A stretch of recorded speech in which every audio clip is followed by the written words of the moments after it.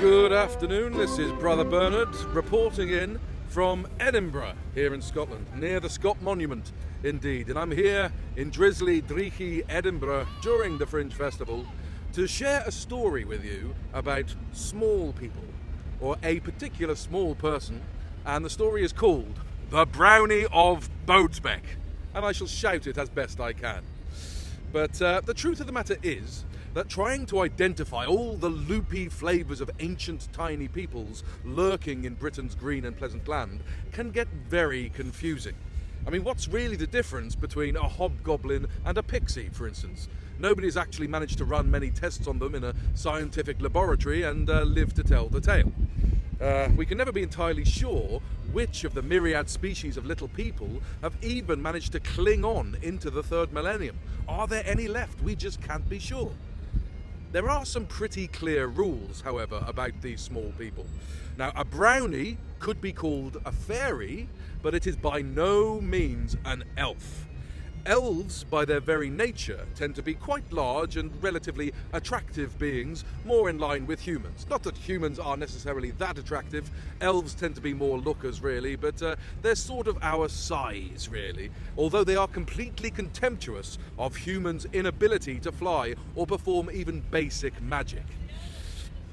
Brownies, on the other hand, are small, squat, hairy little things, and not in the least bit attractive to any but the most bizarre human beings. They are cousins of the goblins and the hobgoblins, and they tend to dress themselves in little brown hooded gowns and stick to the shadows. And a great many brownies live right here in Scotland. Perhaps lived might actually be a better word to use than live. You just can't get the supernatural staff these days.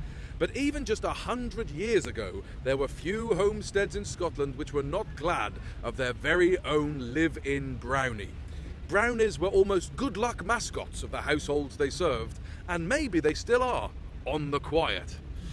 You couldn't just ring a bell and have a brownie come along and make you a cup of tea, of course. Almost nobody ever actually saw any more of a brownie than a fleeting glimpse of its back heels or a rapidly withdrawing hand. Having a chat with one was most unlikely. Brownies dwelt in the murkiest corners of houses and barns, and would rarely move a muscle until darkness had fallen. Leithin Hall, that's where our story happens. Leithin Hall in the southern Scottish county of Dumfriesshire, near the hills of Moffat. Great Moffat Hills where people still go to glide and to do all sorts of extreme sports. Leithin Hall was a fine old house, centuries old, and grand, the air nimbly and sweetly meeting the senses. They had a fine brownie of their own, who had been part of the household for over 300 years, busying himself throughout the night, sweeping the tables and sweeping the stables, blacking the grate, and all the other many myriad chores which thankfully few of us actually have to do anymore. The brownie wanted no thanks for all his hard work, just the roof above his head and a handful of the horse's oats every now and then when he felt like a treat. For years, all was happy and spick and span at Leithin Hall. But one day, when the old Laird of Leithin passed away, a new family moved into the hall. The new Laird had been sent to posh school down in England, among the Anglo-Saxons, who the Scottish called Sassenachs. And he arrived with a very English accent and very new ideas for how the hall would be run. The whole house was decorated from ceiling to carpets, and all the servants dressed up in a specially plaid design which had been created for the Laird down in London.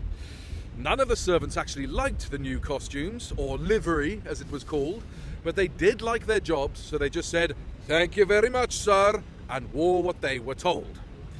But when the Laird heard about the one extra unpaid servant living in the hall, he was outraged. "I won't have some stumpy little hairy geezer living in my rafters, spoiling the look of the place. I don't care how long he's lived in the hall. If he works for me, he'll do as I say." And so the Laird engineered a face-to-face meeting with the brownie. This was not easy and required many hours crouched up in the rafters, But after all, the laird was the new master of Leithin Hall, and the Brownie knew it was traditional to greet each new master. And so, in the murky dusk, the little fellow stepped out of the shadows and bowed low to the laird. "Greetings to the new laird of Leithin Hall," he cried. "Don't you worry about me, sir. I'll just carry on with my work as ever I did, and a long life to ye." "Oh, good God! You really are a hideous little brown perisher, aren't you?" the laird rudely replied. "But, well, I suppose there are traditions to uphold and all that, so if you're determined to stay, little Brownie, you may as well. But look here, you wee tyke, I can't have you hanging around the place in a filthy old brown sack like that. It looks bad. So, as a special gift from me and my family, here's a lovely little tartan costume for you, made of the finest cloth from down in London. Oh, and a golden guinea for all your good work over the years. There you go, little weirdo." That did it. Brownies, you see, can never accept actual payment for any of their work. It goes beyond a rule or even a curse. It's just how brownies function. They are shy, retiring, and humble creatures who only ask to do a good night's work and hide away. To offer them payment, let alone a terrible, horrible, garish, crisscrossed costume, was the wickedest, cruelest thing you could ever do to a brownie. This Brownie of Leithin Hall held out this horrible, grotesque tartan costume, and he saw the golden guinea glint in the failing light. And he let out a wail the like of which the laird had never heard before and would never again forget. The Brownie sagged, and he sobbed, and his little nose gushed with the snot of sadness. 300 years, he wailed. 300 years have I served yon family, but as of this day I have no home here. And to the laird's astonishment, the small hairy servant jumped down from the rafters, and he slunk out of the hall, never looking back, only crying and yelling at the top of his voice, "Ka, Catty, ka! All the luck of Leithin Hall! Gangs with me to Bodesbeck Hall!"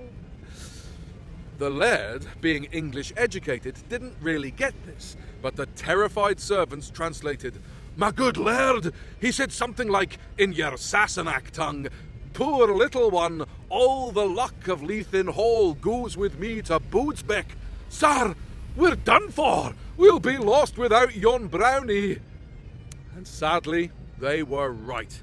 You'll find little trace of Leithin Hall around the hills of Moffat today, but Bodesbeck Hall, the neighbouring estate where the Brownie fled to, is at least remembered and fared well for many generations more, no doubt thanks to the quiet, modest service of that sad little Brownie. Of course, although the name of Bodesbeck still survives, there's no actual hall there anymore. The last of the Bodesbecks was a very religious woman who refused to live in the same house as a magical creature, and so she deliberately fed the poor Brownie on porridge with honey in it, which was too sweet and tasty for him. And so at last, the Brownie disappeared, and he was homeless once again, and the Bodesbeck's fortunes crashed. There's no record of where the Brownie went from there, but let's hope he just found somewhere warm where they really understand a good Brownie's needs, and he's still out there doing a good night's work to this day. The end. I would say come and see the Tales of Britain show at the Edinburgh Fringe tomorrow, but I think it's going to be too late by the time this goes up. See you again, and afore you go, Van Dabby Doozy.